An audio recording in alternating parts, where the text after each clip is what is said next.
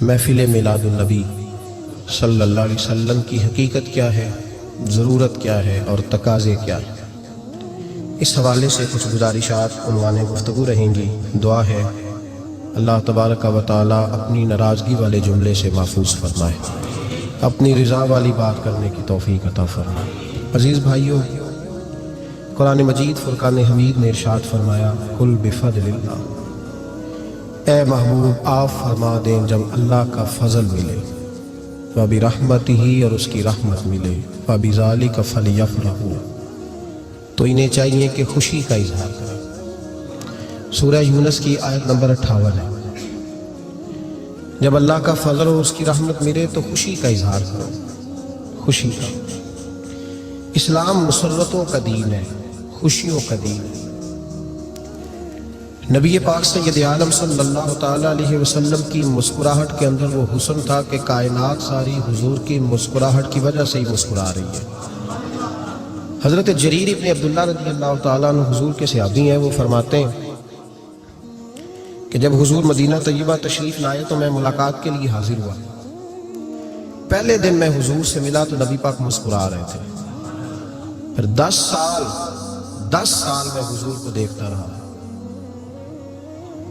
حضور کے وصال سے چند دن پہلے میری جو آخری ملاقات ہوئی تو اس میں بھی میں نے اپنے نبی کو مسکراتے ہی دیکھا ہے۔ اور فاضل بریلوی رحمۃ اللہ تعالیٰ علیہ نے تو اس تخیل کو اور رنگ میں لیا۔ وہ کہتے ہیں حضور کے مسکرانے سے دنیا مسکراتی ہے۔ فرماتے ہیں جس کی تسکی سے روتے ہوئے ہنس پڑے۔ جب حضور ہلکا سا مسکراتے تھے تو رونے والوں کے دل بھی ٹھنڈے ہو جایا کرتے، غمزدہ لوگ مسکراتے تھے۔ حضور کی خوشیاں تقسیم کرتی تھی۔ نبی پاک صلی اللہ علیہ وسلم کا مسکرانا امت کے دلوں کو ٹھنڈا کرتا تھا۔ فرمایا جس کی تسکی سے روتے ہوئے ہنس پڑے اس تبسم کی عادت پہ لاکھوں سلام۔ اور فرمایا یہ نہیں تھا کہ حضور بڑے تکلف سے مسکراتے تھے، حضور کی تو عادت تھی، اس تبسم کی عادت پہ لاکھوں سلام، مسکراتے رہتے، خوشی کا اظہار۔ اسلام بہت ساری چیزوں کا انسان کو پابند کرتا ہے، حدود و قیود میں رہنے کا حکم دیتا ہے۔ صحابہ کرام علیہم رضوان کے ہاں شادی کے موقع پر بارات لے کر کے جانے کا کوئی رواج نہیں تھا۔ حضرت عبد الرحمن ابن عوف رضی اللہ تعالیٰ عنہ جیسے مالدار لوگ بھی شادی کرتے ہیں تو نبی پاک کے بغیر بھی بارات چلی جاتی ہے۔ کوئی کانسیپٹ نہیں اس طرح کا کہ ڈھیروں بارات لے کے جائی جائے۔ حضرت عبد الرحمن ابن عوف کہتے ہیں میں حضور کی بارگاہ میں آیا تو سفید کپڑے پر پیلا زرد نشان تھا۔ حضور نے فرمایا کیا ہوا، یہ داغ کاہے کا ہے؟ عرض کی حضور کل میں نے نکاح کیا تو محبوب نے جو ارشاد فرمایا اس میں فرمایا بڑی اچھی بات ہے، ولیمہ ضرور کرنا، چاہے ایک بکری ہی ذبح کرنا، بارات نہیں لے کے جائی جاتی، ولیمے کا حکم دیا۔ اور بخاری میں نبی پاک نے یہ بھی فرمایا جب تمہیں کوئی ولیمے کی دعوت دے تو جایا کرو۔ اچھا، اب شادی کے موقع پر جو بارات لے کے جائی جاتی ہے تو اگرچہ حضور کی سنت نہیں لیکن اسے ہم حرام نہیں کہتے، اسے ہم ناجائز نہیں کہتے، ہم نہیں کہتے کہ یہ تو نے غلط کیا۔ اگرچہ لے جانا حضور سے ثابت اس مربجہ انداز میں ثابت نہیں اس طرح ہمارے ہاں جاتا ہے، لیکن ہم پھر بھی اسے ناجائز ہے۔ کسی صحابی نے اپنے بچے کی شادی پر اپنے گھر میں لائٹنگ نہیں کرائی، لیکن آپ کو دنیا کا کوئی عالم فتویٰ نہیں دے سکتا کہ لائٹنگ کرانا حرام ہے۔ آپ شادی کے موقع پہ ساری گلی سجا لو، آپ ساری چھتوں پہ لائٹنگ کرا لو، کوئی آدمی یہ آپ کو فتویٰ نہیں دے سکتا کہ شادی کے موقع پر لائٹنگ کرانا جائز نہیں۔ کبھی سنا ہے آپ نے کسی سے؟ بولیے یہ جائز ہے، جائز پیسے ہے تو ٹھیک، بلکہ میں اس سے آگے بڑھتا ہوں، اس سے تھوڑا اور آگے جاتا ہوں۔ حضرت عائشہ صدیقہ رضی اللہ تعالیٰ عنہ فرماتی ہیں میرا جو کمرہ تھا نا جس میں میں حضور کے ساتھ رہتی تھی اور ایک لمبا زندگی کا عرصہ گزارا، اس میں 3 آدمی سو سکتے تھے، چوتھے کے لیے جگہ ہی نہیں تھی، اور کچا تھا، کھجور کے تنے کھڑے کر کے اس پر کھجور کے پتوں کی چھت ڈالی گئی تھی۔ میں جب ہاتھ اٹھاتی تھی تو میرا ہاتھ اپنی چھت کو چھو جاتا تھا۔ یہ ہے سنت نبی پاک کی، یہ حضور کا طریقہ ہے۔ بتائیے پکے گھر میں، لینٹر والے گھر میں رہنا جائز کہ ناجائز؟ کیوں جی، حضور تو کچے مکان میں رہتے، آپ نے کیسے پکا بنا لیا؟ اللہ کی محبوب دین کو اس کی اصل بات میں سمجھے۔ آپ ایسا نہ کریں جس میں انتشار اور امت تقسیم ہو، اس کا اصل مزاج دے۔ مہندی کے موقع پہ اگر کوئی آدمی 6 دیگیں دال چاول کی پکاتا ہے تو منع نہیں، جائز پیسوں سے پکائے۔ انہیں لائٹنگ لگوائی، کوئی منع نہیں، سارے محلے کو کھانا کھلایا، کوئی منع نہیں، بلکہ نبی پاک نے فرمایا بہترین مسلمان ہی وہ ہے جو سلام پہلے لے اور روٹی زیادہ کھلائے، تو بہترین مسلمان ہے۔ ناجائز کیا ہے؟ ناجائز ہے شادی کے موقع پر بینڈ باجا بجانا، اس میں رقص کرنا، اس میں بھنگڑے ڈالنا، عورتوں مردوں کا اختلاط ہونا، عورتوں کی مووی بنانا، یہ چیزیں ناجائز ہیں۔ تو جو ناجائز ہے اس پہ پابندی لگائی جائے گی، جو جائز ہے اس کے بارے میں یہ کہا جائے گا کہ بھائی احتیاط کی جائے، سنت کی طرف دیکھا جائے تو بہتر یہی ہے۔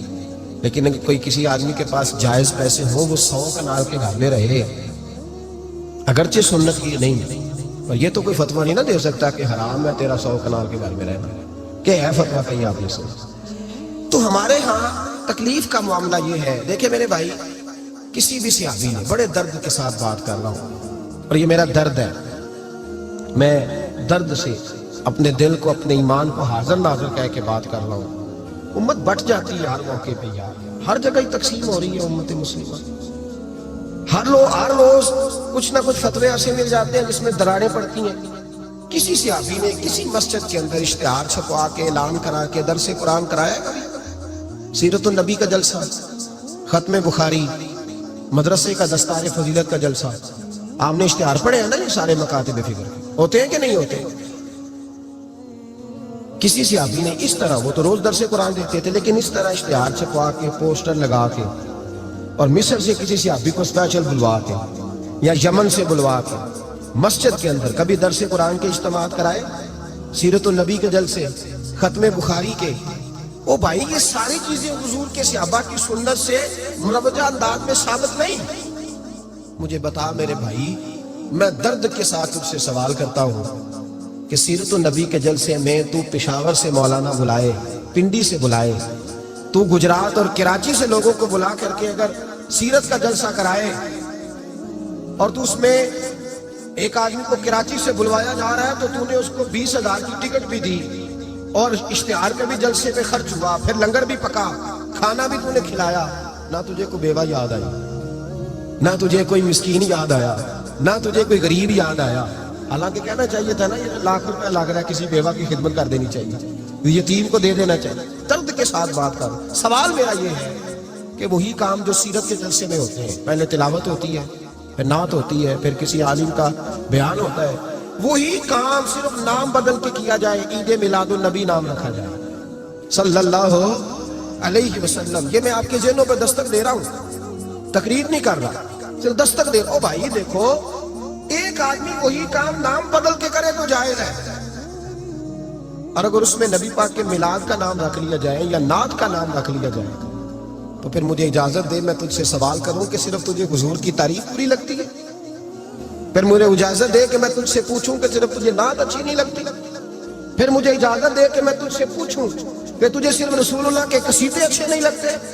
دے مجھے اجازت کہ میں تجھ سے سوال کروں کہ جہاں ذکر رسول کی بات آئے وہاں تو پریشان کیوں ہوتا ہے؟ تجھے پتہ ہی نہیں یہ تو وہ ذکر ہے کہ رب فرماتا ہے تم بیان کرو نہ کرو وَرَفَعْنَا لَكَ ذِكْرَكَ، محبوب میں نے خود تیرے چرچے ساری دنیا میں بلند فرما دیے۔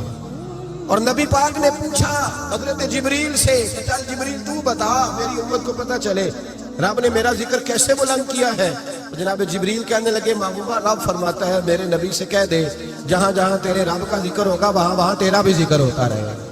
یہ تو محتاج ہی نہیں کسی کا۔ اتنی جلدی لوگ بپھرتے ہیں۔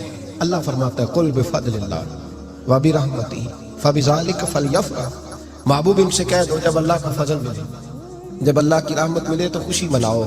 تیرا نہیں مجھے پتا، مجھے تیرا نہیں پتا، لیکن مجھ سے اگر تو پوچھے تو کائنات میں رب کا سب سے بڑا فضل بھی محمد مصطفیٰ ہی ہے، اور سب سے بڑی رحمت بھی محمد مصطفیٰ ہی ہے۔ وہ دو عالم کی رحمت تھے، وہ جہاں چاہتے وہیں رہتے، یہ تو ان کی مہربانی ہے کہ یہ عالم پسند آیا۔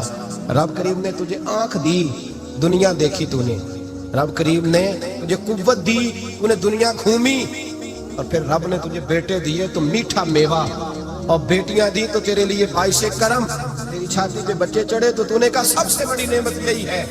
لیکن مالک کہتا ہے تو میرا بندہ تھا، میں نے دینا ہی تھا، تو نے دیا، احسان نہیں جتلایا، لیکن جب اپنا نبی دیا تو کہا میں نے بڑا احسان کیا تم پہ۔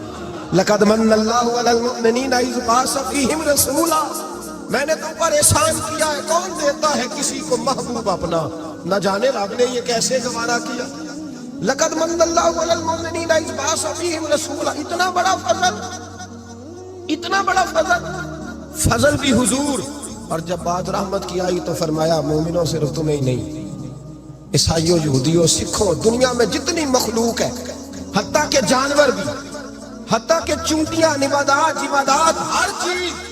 یا اللہ تو نے کیا دیا؟ فرمایا وما ارسلناک الا رحمۃ للعالمین.